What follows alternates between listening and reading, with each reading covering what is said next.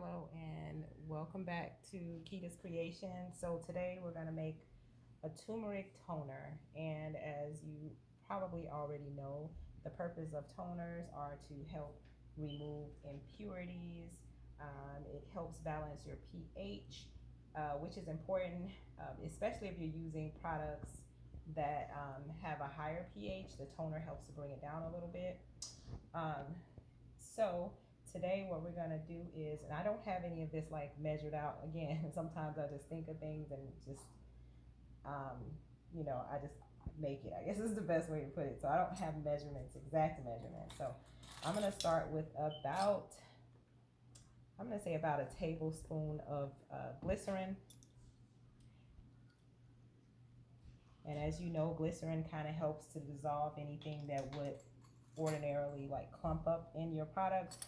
So we're going to use some turmeric powder here, and I don't have very much, so I'm just going to use what's left, which is probably, I'm going to say maybe a teaspoon or a half teaspoon of turmeric powder. And I'm going to stir that into the glycerin so that it dissolves evenly.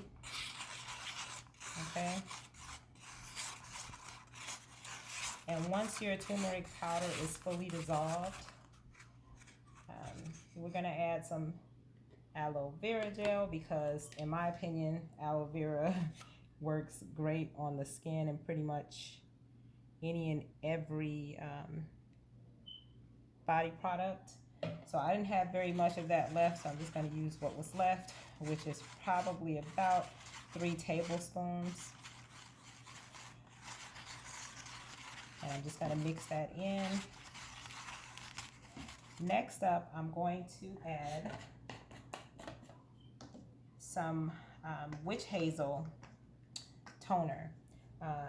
So this is probably good on its own, just like rose water would be good on its own. But I want to dilute, especially the witch hazel, just because, like for example, if you have a little bit more sensitive skin. So I'm going to use about like 2 tablespoons of witch hazel, and I'm going to use, I don't know exactly with this rose water, but I'm going to guesstimate maybe a 1/4 cup of rose water. And lastly, well, actually no, I'm going to also add, you've probably heard about propanediol. In another video, I did talk a little bit about this. It's like a skin softener. It's similar to like adding like glycerin or okay, so yeah, it's a moisturizer. So I only have a very little bit in here, so I'm going to pour the remaining amount of that may be like a 1/4 teaspoon. And lastly, you want to finish filling up your container with water. So the last remaining portion of this toner can just be distilled water. So I'm going to do about a cup, maybe a cup and a half of distilled water. And keep in mind, this is your toner. You can add whatever skin beneficial ingredients to it that you want to add to it. So make it your own. This is your opportunity to experiment, and you know what things work best for your skin type. So keep that in mind. And lastly, really quick, I want to test the pH of this toner. So I want it to be between 5 and 7. So I'm going to add a little bit to the bowl that I previously mixed it in, as well as just a little bit of water. And I have some pH strips here that I'm going to use. So I'm going to take one of my pH strips and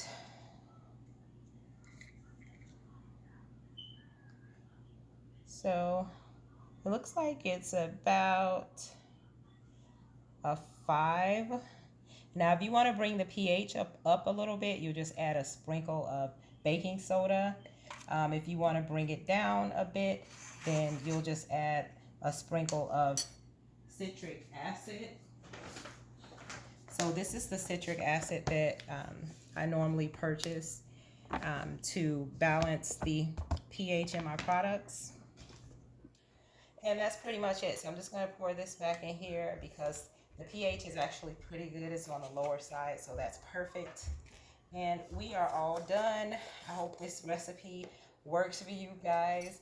And keep in mind, as I mentioned before, feel free to add any hydrosols or fragrant waters or really anything. You could even use a tea as a base for your toner. So anyway, until next time, I hope you guys enjoyed this video, and thank you for watching Kia's Creations.